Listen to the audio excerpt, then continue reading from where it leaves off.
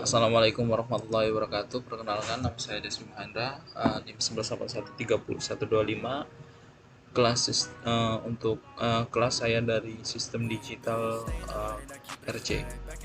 Di sini saya akan menjelaskan tentang tugas perbaikan 9, di mana soal pertama itu sebutkan jenis-jenis flip-flop yang Anda ketahui dan terangkan masing-masing kelemahannya. Untuk yang kedua itu sebutkan kegunaan rangkaian flip-flop ya. Untuk yang ketiga, susunlah rangkaian flip-flop D dari rangkaian logika FFS flip-flop SR. Untuk yang keempat itu sebutkan fungsi clock dalam rangkaian flip-flop. Kemudian yang kelima, jelaskan apa yang dimaksud dengan clock active high dan clock active low. Oke, untuk soal pertama yaitu jenis-jenis dari flip-flop. Yang pertama itu adalah flip-flop SR, di mana itu munculnya output yang tidak dapat didefinisikan ketika input S dan R, atau disebut set dan reset ya, tinggi untuk jenis NOR dan rendah untuk jenis NAND. Untuk yang kedua itu adalah flip-flop JK, di mana flip-flop JK bekerja tidak serempak.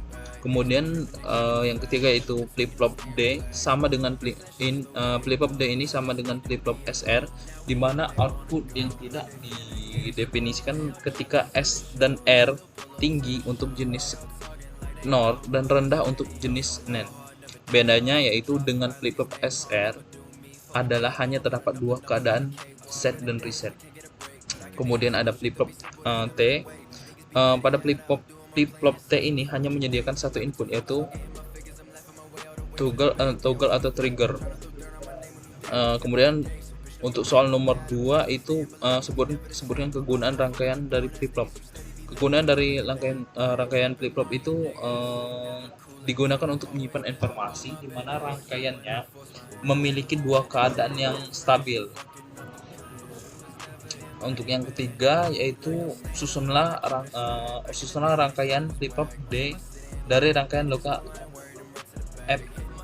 flip-flop SR.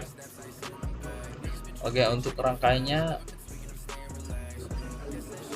dapat dilihat pada gambar, di mana masukkan untuk satu, kemudian disambung ke keluaran U2. Nah, untuk yang U2 itu masukkan dia dikasih not, kemudian untuk yang satunya disambungkan ke output dari U1. Kemudian fungsi clock pada flip-flop. Fungsi clock pada flip-flop itu adalah untuk mengatur keadaan input atau output data pada rangkaian. Untuk clock active high dan clock active low itu, di mana clock active high itu rangkaian digital yang bila diberi logika low atau 0 ya akan mati, dan bila diberi logika high 1 akan hidup.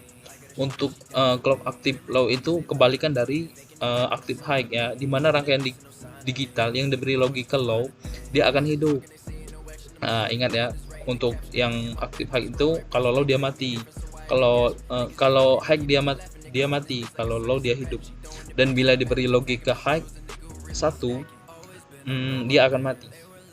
Baik, terima kasih. Itu penjelasan dari saya Adri. Assalamualaikum warahmatullahi wabarakatuh.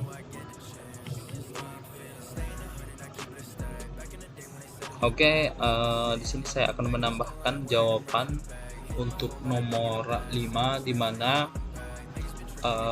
kami disuruh membuat contoh rangkaian dari clock active high dan clock active low. Di sini saya menggunakan Proteus sebagai media pembuat rangkaian. Contohnya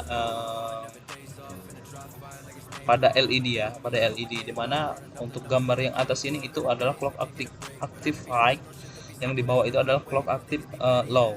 Dimana untuk clock active low ini pada rangkaian active low LED akan menyala, LED-nya akan menyala jika diberi logika 0. Oke, ketika logika 0 ketika diberi logika 0. Tegangan pada kaki anoda LED lebih positif dibandingkan dengan kaki katoda. Oke ya. Selisih tegangan pada kaki anoda dan katoda LED ini melebihi tegangan jatuhnya tegangan LED, sehingga LED pun dialiri arus listrik dan menyala dia. Sebaliknya, jika diberi logika high, maka kaki anoda LED tidak lebih positif daripada kaki katodanya. Oleh karena itu, LED tidak akan dialiri arus listrik, sehingga LED tidak akan menyala atau mati ya. Untuk aktif high itu LED akan menyala jika logika high-nya itu diberi 1 ya. Ketika diberi logika 1, maka tegangan pada kaki anoda LED lebih positif dibandingkan dengan kaki katoda.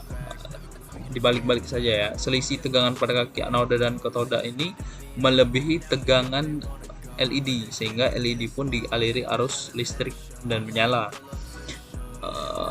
Kemudian jika diberi logika low atau 0, maka kaki anoda LED tidak lebih positif daripada kaki katoda. Oleh karena itu, LED tidak akan dialiri arus listrik, energi tidak akan dialiri, sehingga LED-nya tidak akan menyala.